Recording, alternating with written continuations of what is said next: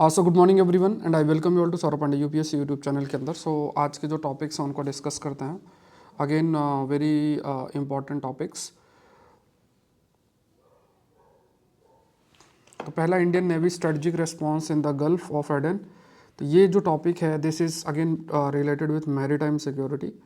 दूसरा, ceasefire agreement को देखेंगे थोड़ा, ये आईआर का टॉपिक है, ये भी आईआर मैरीटाइम सिक्योरिटी का टॉपिक है। Economic growth and challenges in India, तो एक ये टॉपिक आपका इकोनॉमी के कंटेक्स्ट में बनता है। फिर Russian Iran strategic partnership IR का टॉपिक है। लास्ट, लुमेनरीज की बात करें तो फेस्टिवल इंडिया के इकोनॉमिक ग्रोथ के कंटेक्स्ट में कुछ चीज़ें हैं वो डिस्कस करेंगे। ये इकोनॉमी का टॉपिक आपका आता है, ठीक है। फिर जो आपका आज निबंध का टॉपिक मैं आपको देता हूँ दैट वी विल डिस्कस। तो ऐसे का टॉपिक देख लो, you only live once but if you do it right once is enough, ठीक है। तो ये 1000 वर्ड्स में लिखना है। आप ऐसे का कोर्स का हिस्सा बन सकते हैं और वहाँ पे आपका ऐसे का इवैल्यूएशन जो है वो होगा। कोई क्वेरी तो इस नंबर पर आप मैसेज कर सकते हैं। यहाँ पे देख लो, क्वेश्चन जो है प्रीलिम्स का जो 5 AM सीरीज़ में आपको क्वेश्चंस दिए जाते हैं। मंडे टू फ्राइडे आपका 5 AM सीरीज़ होगी, ठीक है। So after lying a dormant for 50 year the Cumbre Vieja volcano on La Palma island in Spain Canary island erupted causing the evacuation of thousands of resident. ये कहाँ located है ये बताना है, ठीक है। क्रैश कोर्स की बात करें, प्रीलिम्स का क्रैश कोर्स जो है जिसमें पूरा स्टैटिक करंट अफेयर्स है। तो कल मैंने इंडिया की मैपिंग ऑलमोस्ट आपको कवर करा दी है और आज आपकी 17-18 तारीख है। तो आज भी आपकी ज्योग्राफी ओल्ड एनसीईआरटी का नेक्स्ट लेक्चर आपको मिल जाएगा। नेक्स्ट वीक आपका ओल्ड एनसीईआरटी भी खत्म हो जाएगी। उसके बाद हम लोग हिस्ट्री कंप्लीट करेंगे ऐसे, और करंट अफेयर के भी पैरेलल लेक्चर्स आपको मिलते रहेंगे, जैसे कि नेक्स्ट वीक से आप कंप्लीट कर सकते हैं। तो यहाँ पे आप use the code 5 AM UPSC, इस कोड को आप यूज़ करो, अमाउंट विल रिड्यूस बाय 50%। और ये क्रैश कोर्स आपकी प्रिपरेशन के लिए बहुत ज़रूरी है इस साल की, अगर आप सिविल सर्विस का एग्ज़ाम दे रहे हैं। आकलन प्लस है जिसमें सिलेबस मैंने जारी कर दिया है। ग्लोबलाइजेशन, सोसाइटी, आईआर और पॉलिटी के टॉपिक्स हैं। जो आपको 7 से 11 जो सेट हैं वो आपको मिलेंगे। तो आज को आप अपने आंसर को अपलोड कर सकते हैं आकलन प्लस के अंदर। इन टॉपिक से आपके क्वेश्चंस है, 5 क्वेश्चंस हैं, तो आप लिख के आपको अपलोड करना है। कोई चीज़ है तो डायरेक्टली मैं आपसे बात करूंगा फ़ोन पे, ठीक है। सैटरडे मतलब आज 4 PM में ये लाइव हो जाएगा सेट, है ना। तो हर सैटरडे को आपका 4 बजे, तो आपके पास 4-5-6 दिन है। आप लिख के अच्छे तरीके से आप अपलोड करो, फिर उस पर हम डिस्कशन करेंगे। जहाँ भी इंप्रूवमेंट चाहिए वहाँ पे we will discuss about the improvement. बाकी फिर आप अपना प्रैक्टिस करके भी मुझे मेल कर सकते हैं अपने आंसर को। तो बहुत अल्टीमेट आकलन प्लस आंसर राइटिंग प्रोग्राम, भले आप 2026 की तैयारी कर रहे हैं, 27 की तैयारी कर रहे हैं, तो ये बहुत हेल्पफुल है आपके लिए। कोई भी ऑफर है तो इसके लिए आप इस मैसेज नंबर पर मैसेज करें तो you will get the offer. चलो देखते हैं। Threat in Gulf of Aden and Red Sea could increase says defence minister. अब ये इंपॉर्टेंट टॉपिक है कि अगर डिफेंस मिनिस्टर के द्वारा कोई स्टेटमेंट को हाईलाइट किया जाता है या बोला जाता है तो we need to be aware about the importance of that statement. तो यहाँ पे पहली चीज़ तो आप देख लो कि when you are using the word Gulf of Aden, तो ये लोकेटेड कहाँ है। तो यहाँ पे देखो, ये आपका यमन है, ये सोमालिया है और this is the gulf of Aiden. और यहाँ से फिर आपका पूरा ये जाता है, this is the gulf of Aiden. ये दीजी बहुत है जहाँ चाइना का भी आपका सेंटर है। बाब अल मंदेब करके लोकेटेड, ये रेड सी का इलाका है। और इधर ही से आप थोड़ा सा देखोगे तो फिर स्वेस कनाल आएगा और ऊपर साइड जाओगे तो मेडिटेरेनियन सी से कनेक्टेड है। तो ये बहुत ही इंपॉर्टेंट रूट है। और यहाँ पे क्या देखो, यमन में भी आपकी वॉर की स्थिति है। हुतीस जो है वो यहाँ लोग है। प्लस यहाँ पे देखो, ईरान हुतीस के माध्यम से इस जगह को कंट्रोल कर रहा है। और at the same point of time Saudi Arabia भी यहाँ पे कंट्रोल करने का प्रयास करता है। यूएई भी अपना प्रयास करता है। ऐसा टसल जो है बना हुआ है। तो अब ईरान जो है हुतीस के माध्यम से रशिया और चाइना इस जगह को कंट्रोल करना चाहेंगे। और ये बहुत इंपॉर्टेंट स्ट्रेटजिक लोकेशन है कि मतलब अगर वेस्टर्न कंट्रीज़ को अरेबियन सी से होते हुए इंडियन ओशन रीजन को जाना है तो ये बहुत इंपॉर्टेंट रूट है, अदरवाइज़ बहुत घूम के जाना पड़ेगा। तो विश्व का जो ट्रेड है वो बहुत अधिक समुद्र पर निर्भर करता है। तो अगर आप कंट्रोल करते हो तो मतलब समुद्र से होने वाला जो ट्रेड है उसको भी कई हद तक आप कंट्रोल कर सकते हो। तो ये एक मैटर ऑफ कंसर्न है क्योंकि हमारा भी कई सारी चीज़ यहाँ से ही जाती है। अब हमें क्या है कि अपना जो भी like we have to improve that, किस तरीके से हम अपना इंफ्रास्ट्रक्चर, जैसे अपने इंडियन नेवी को हम कैसे और स्ट्रॉन्ग कर सकते हैं मैरीटाइम सिक्योरिटी के कंटेक्स्ट में, किस टाइप से इंटरनेशनल कोऑपरेशन की तरफ जो है वो हम प्रोसीड कर सकते हैं। तो ये सब जब हम लोग करेंगे we will do that in that context, it will be like helpful, ठीक है। गल्फ ऑफ एडन की बात करेंगे, वहाँ पे फिर हम अपने जो भी एसेट्स हैं, ट्रेड है, उसको हम जो है प्रोटेक्ट कर सकते हैं। तो जो ऑनरेबल जो डिफेंस मिनिस्टर, उनका यही कहना है कि यहाँ पे कई चैलेंजेस जो हैं वो देखने को मिल रहे हैं। तो यहाँ पे मैरीटाइम थ्रेट का एक मतलब एक पॉइंट सा बन गया, पायरेसी का इशू बन गया है। होतीज़ जो है वो अटैक करते हैं, तो ये एक मैटर ऑफ कंसर्न है। तो मैरीटाइम सिक्योरिटी ऑफ इंडिया की बात करें तो बहुत ज़रूरी है। तो देखो यहाँ पे ये भी हाईलाइट किया गया है कि जो समुद्री सुरक्षा है, देखो समुद्री सुरक्षा क्या है, इसमें आपको ये भी ध्यान में रखना है कि जैसे मान लो कि आपका है, तो यहाँ से अगर 200 नॉटिकल माइल तक का एरिया, तो 200 नॉटिकल माइल तक का जो ये एरिया होता है, इसमें जो भी सुरक्षा का प्रोवाइड करता है वो कोस्ट गार्ड प्रोवाइड करता है। और जो हाई सी रीजन है वहाँ पे नेवी का रोल होता है। ये रोल आप मतलब डिफरेंस आपको याद रखना है। अब अगर आप इकोनॉमिक प्रॉस्पेरिटी अटेन करना चाहते हैं तो उस केस में मैरीटाइम सिक्योरिटी का एक महत्वपूर्ण रोल है। समुद्री सुरक्षा नहीं है तो आपकी इकोनॉमिक प्रॉस्पेरिटी भी आप इतना अचीव नहीं कर पाएंगे। सो इस कंटेक्स्ट में इफ़ यू सी, तो हमें अपनी जो नेवी है उसको बहुत स्ट्रेंथन करना है। और जैसे we keep on discussing about, कई चीज़ें हम लोग डिस्कस करते रहते हैं कि जैसे हमने ये सबमरीन ली, या हमने ये जो है नई वेसल्स ली, ये सब चीज़ें, डिस्ट्रॉयर्स हमने ली, तो सुरक्षा के लिए बहुत इंपॉर्टेंट है। जब भी ऐसे टॉपिक्स पर लिखो या मैरीटाइम सुरक्षा पर आप लिखो तो उसको आप कोट जो है वो कर सकते हैं। तो करंट जो मैरीटाइम थ्रेट की बात करें तो यहाँ पे गल्फ ऑफ एडन एक एरिया है। गल्फ ऑफ एडन और रेड सी की अगर बात करें तो यहाँ पायरेसी एक्टिविटी बहुत आपकी बढ़ गई है। फिर टेंशंस भी हाउतीज़ और दूसरे जो यमन में फैक्शंस उनके बीच कन्फ्लिक्ट है। उस स्थिति में देखो क्या होता है कि इसमें थोड़ा सा वो लोग कॉम्प्रोमाइज़ करके, और यहाँ पे चाइना रशिया धीरे धीरे अपना प्रेजेंस बढ़ाएंगे, और जो कनेक्टिविटी है, कई दूसरे जो प्रोजेक्ट्स मान लो India Middle East economic corridor जैसे IMEC है, तो वो ऐसे कॉरिडोर जो इतना अधिक आपके वो डेवलप नहीं हो पाएंगे, एंड दे वहाँ पे फिर कई सारे रिस्ट्रिक्शंस जो हैं that will also be impose. तो जो मूवमेंट है दैट इज जो है वो अफेक्ट होंगे, एंड इन दैट केस कोई भी इकोनॉमिक कॉरिडोर इतना आसानी से नहीं डेवलप हो जाएगा। तो हमने कई प्रयास किए हैं जिसमें कहा गया कि हमें अपने कई जो गाइडेड मिसाइल डिस्ट्रॉयर्स हैं इनको, या ज़रूरत पड़ने पे आपका डिस्ट्रॉयर्स तो हैं, प्लस सबमरीन्स हैं वो भी है, फिर जॉइंट मिलिट्री नेवल एक्सरसाइज भी होती है US और दूसरी जो पावर्स हैं उनके साथ, कि अपने प्रेजेंस को दिखाएं और वहाँ पे जो भी ऐसे थ्रेट्स हैं उनको काउंटर करें। अब देखो यहाँ पे क्वेश्चनेयर्स हैं, इससे आपको बहुत क्लैरिटी हो जाएगी। Primary threat gulf of Aiden में क्या है, तो पायरेसी है, आर्म्ड कन्फ्लिक्ट और टेंशन है, geopolitical tension, Iran, Israel, US, Iran, ये सब टेंशन है। विद इन यमन कन्फ्लिक्ट है, सऊदी अरेबिया, ईरान के टेंशन है। इंडियन नेवी की प्रेजेंस इस रीजन के अंदर, तो हमें अपना नेवल एसेट यहाँ पे लगाना है। What role do naval civilian जो है क्या प्ले कर सकते हैं। नेवल सिविलियन का मतलब जैसे मान लो फिशरमैन हो गया, और ये सब जो है वो टेक्निकल एडमिनिस्ट्रेटिव जो सपोर्ट है किसी भी ऑपरेशन को करने में, वो एक रोल प्ले कर सकते हैं। मैरीटाइम सिक्योरिटी का भारतीय इकोनॉमी के लिए बहुत इंपॉर्टेंट है, क्योंकि देखो व्यापार तो समुद्र के रास्ते से होगा, तो उस केस के लिए हमारे इकोनॉमिक प्रॉस्पेरिटी के लिए भी बहुत इंपॉर्टेंट है। और क्या रेड सी में इशू आ रहा है, हाउतीज़ का जो है वो है, क्योंकि वो लोग कमर्शियल शिपिंग पे भी अटैक करने लग रहे हैं। हाउ डज़ इंडिया कोलैबोरेट, दूसरे देशों के साथ हम कैसे कोलैबोरेट करते हैं, तो जॉइंट एक्सरसाइज और पार्टनरशिप के माध्यम से। और कॉम्बैट पायरेसी के लिए हमारी क्या स्ट्रेटजी है, तो हमारी नेवी का प्रेजेंस बढ़ा है और इंटरनेशनल कोलैबोरेशन के माध्यम से। How does naval presence affect freedom of navigation, तो यहाँ पे अगर नेवी का प्रेजेंस है तो जो भी थ्रेट है, जैसे मान लो आप कोई रोड से जा रहे हो और वहाँ पे कोई डकैत है, तो डर के मारे लोग जाएंगे नहीं उधर, बट कोई सुरक्षा कर्मी है या proper law and order maintain करने वाली एजेंसी वहाँ पे है, तो इजीली लोग मूव कर सकते हैं। तो समुद्र में भी ऐसा ही है कि ये जो पायरेट्स हैं वो डकैट टाइप हैं, अब उनको रोकना है तो वहाँ पे नेवी का प्रेजेंस होगा, तो इजीली कमर्शियल शिप्स और दूसरी जो है मूव कर सकती हैं। और तो यहाँ पे जो सिविलियन रोल्स हैं उसको कहा गया है कि कई नेवल ऑपरेशन में सिविलियन रोल बहुत इंपॉर्टेंट है। How can civilian contribute to national services, essential services, हमारी मतलब they can contribute in intelligence और दूसरे लॉजिस्टिक सपोर्ट भी प्रोवाइड कर सकते हैं। अब देखो ये क्वेश्चनर्स जो मैं प्रिपेयर्ड है मान लो, तो इससे आपको पूरा क्लैरिटी आपको आ जाएगा, जैसे है ना क्या मन में आता है। अब इन्हीं पॉइंट्स को आपको जोड़ के देखोगे तो गल्फ ऑफ एडन के कंटेक्स्ट में कोई भी अगर प्रश्न आता है तो आप हैंडल कर सकते हो। ठीक है, तो ये चीज़ आपको देखना है। चलो multiple layer of Gaza cease fire की बात करें, ठीक है, तो इसमें सीज फायर आपका हुआ है इजराइल और उसकी हिस्ट्री की बात है, वो आपका इंटरेस्ट होना चाहिए, आप रीड करना चाहते हो तो आप बिल्कुल रीड कर सकते हो। बट यहाँ पे हम कुछ पॉइंट्स डिस्कस करेंगे, एग्रीमेंट के कुछ पॉइंट्स डिस्कस करेंगे। इसमें प्रीलिम्स के क्वेश्चन बहुत फेवरेट आपके होते हैं तो वो पूछे जा सकते हैं।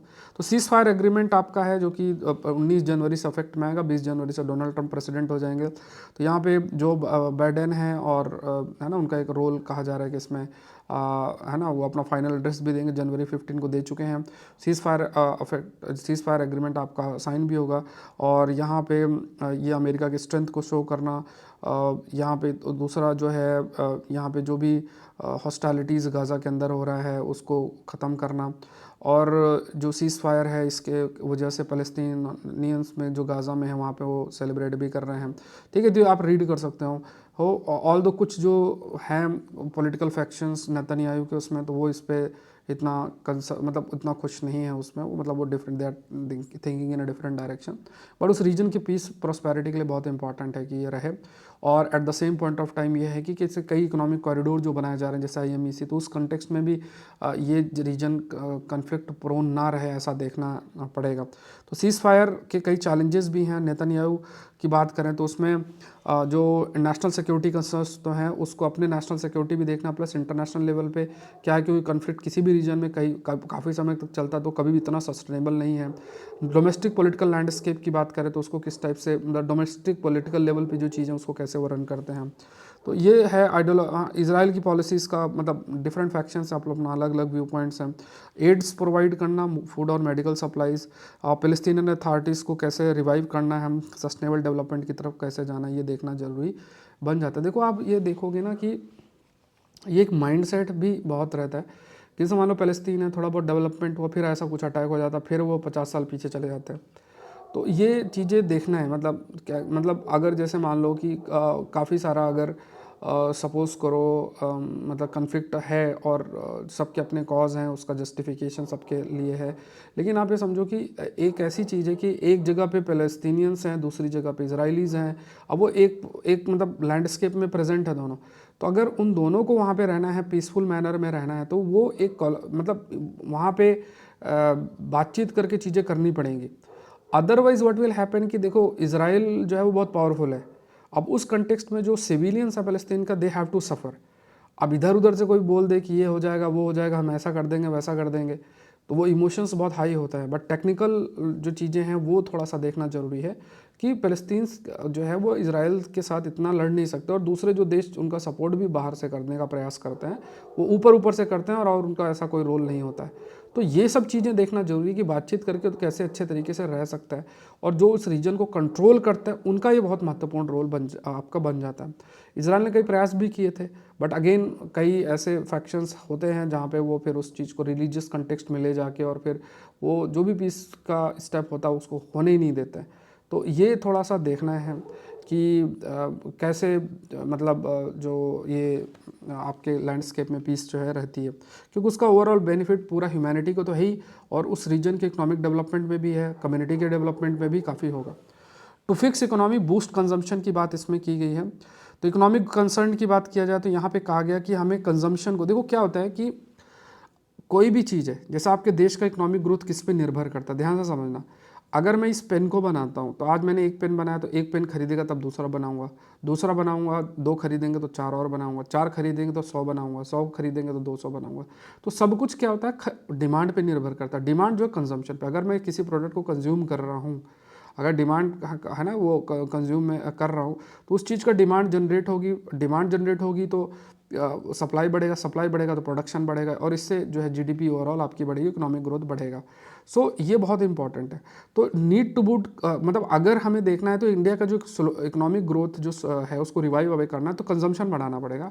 As private capital expenditure shows no sign of recovery while government spending has decrease. तो गवर्नमेंट की स्पेंडिंग रिड्यूस हुई है, प्राइवेट कैपिटल जो एक्सपेंडिचर मतलब जो प्राइवेट सेक्टर के द्वारा कुछ एसेट्स, मशीनरी और दूसरे इंफ्रास्ट्रक्चर में जो पैसा लगाया जा रहा है उसमें भी कोई तरह इंप्रूवमेंट नहीं है, क्योंकि उनको लगता है सब सरकारी कर रही है।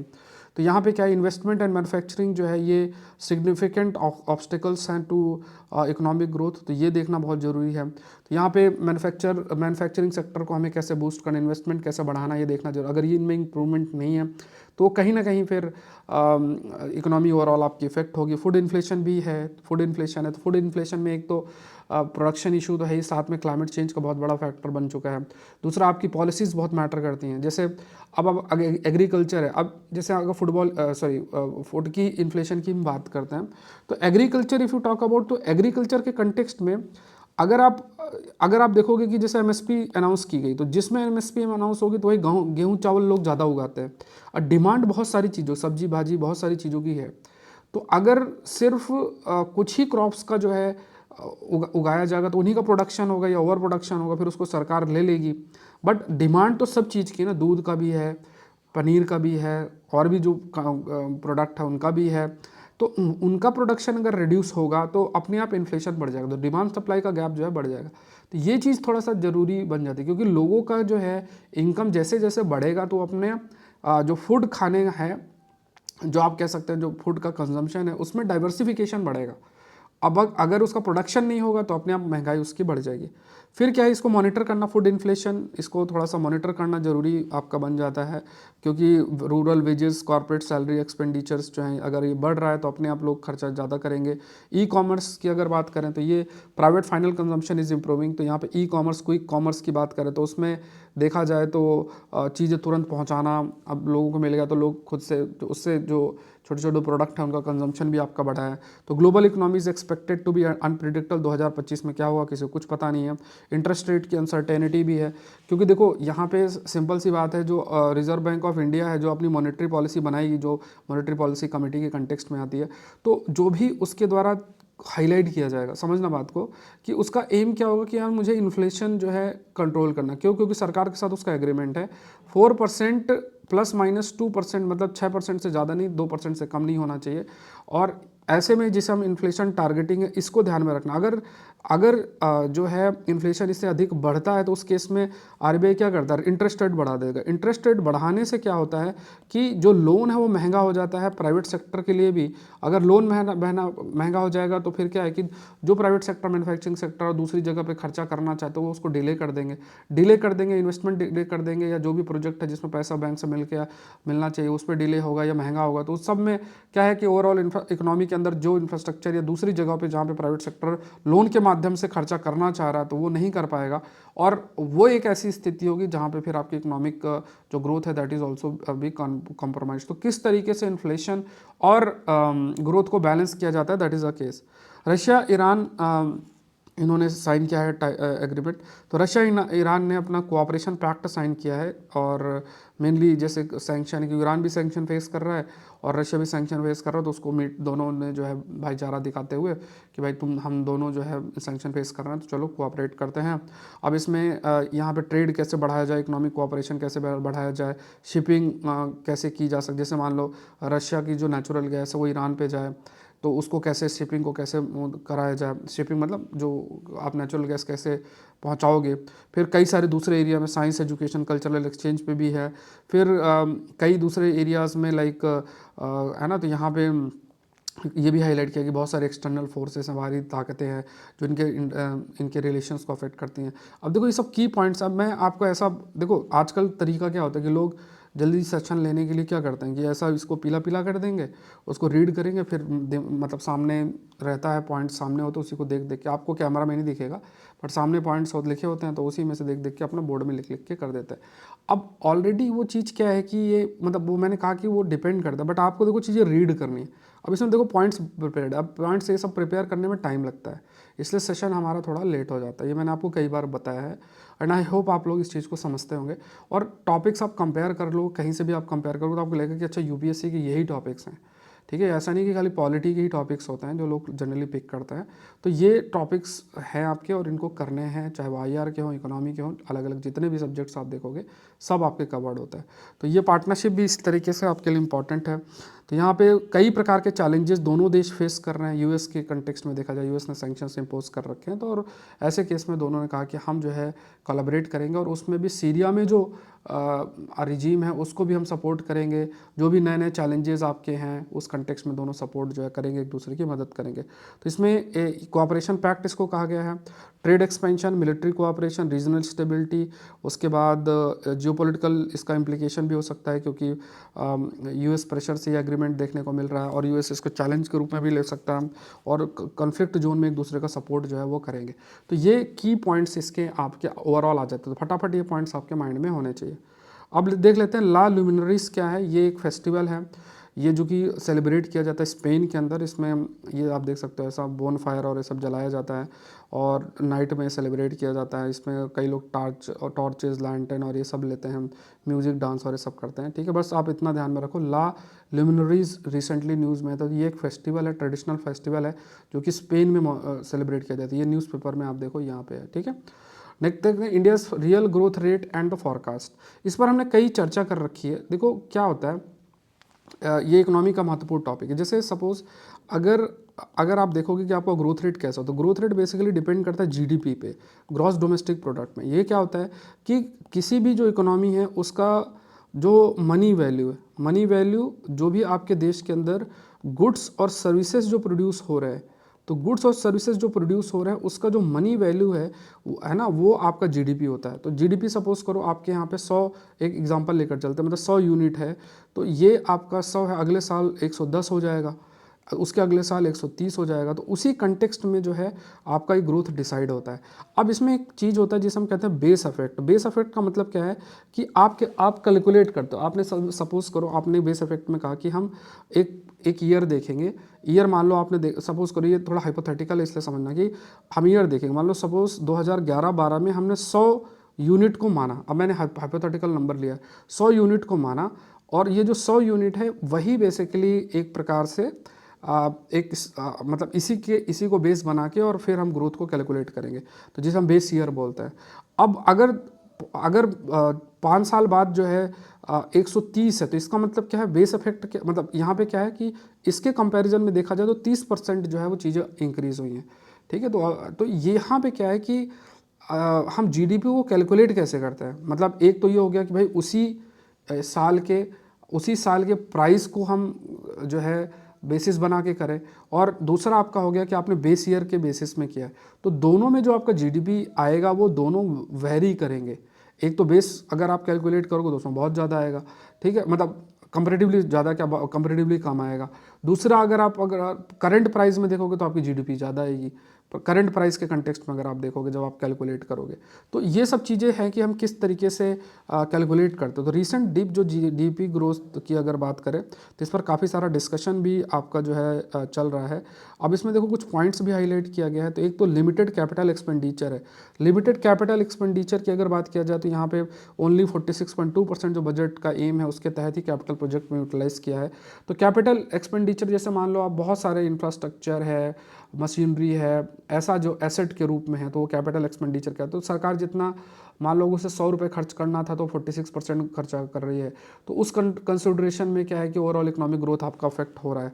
तो जो गवर्नमेंट स्पेंडिंग है उसका इम्पैक्ट भी देखा जाए तो प्राइवेट इन्वेस्टमेंट में असर पड़ता है। जो पब्लिक प्रोजेक्ट्स हैं, फॉल्टर्स मतलब जो पब्लिक प्रोजेक्ट है उसमें भी कई सारे यू कैन से कि कमियां रह जाती हैं। उसके बाद जो प्राइवेट सेक्टर कॉन्फिडेंस भी इससे रिड्यूस होता है, और इससे इन्वेस्टमेंट रिड्यूस होता है, और इससे आप कह सकते हो कि ओवरऑल इकोनॉमिक एक्सपेंशन भी नहीं होता है। तो यहाँ पे क्या है कि मान लो पब्लिक सरकारी जो प्रोजेक्ट है, पहले तो सरकार ने कहा कि हम सारा करेंगे, ये कैपिटल एक्सपेंडिचर करेंगे, अगर ये फॉल्टर कर जाता है, फॉल्टर करेगा तो दूसरा जो प्राइवेट वाला है तो उसको वो खुद ही घबरा जाएगा, यार ये क्या हो रहा है।